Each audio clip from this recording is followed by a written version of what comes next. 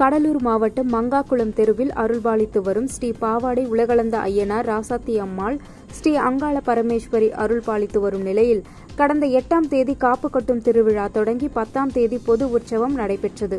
இதனைத் தொடர்ந்து இருள்முகம் 12ஆம் தேதி பால்கரகம், உச்சிக்கொப்பரை, பஞ்சமுகம், அக்னிகிரகம், வெட்டுக்குதிரை, குடல் பிடுங்கி தொடர்ந்து இன்று சுமார் 6 மணி அளவில் நித்தீஸ்வரர் ஆலயத்தின் குளத்தில் புனித நீர் எடுத்து பால்கரகம், பூக்கரகம், பம்பை உடுக்கை முழங்க தங்களது வேண்டுதல் நிறைவேற்றும் வகையில் விமான அலகுக்கு மேளதாளம் முழங்க 4 வீதிகளிலும் வீதி உலா வரப்பட்டன.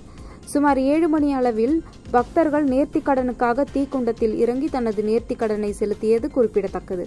அதோடு மங்காக்குள தெருவாசிகள், நாட்டாமைகள் மற்றும் ஏராளமான பக்தர்கள் கலந்து கொண்டு அங்காள பரமேஸ்வரியை வழிபட்டனர்.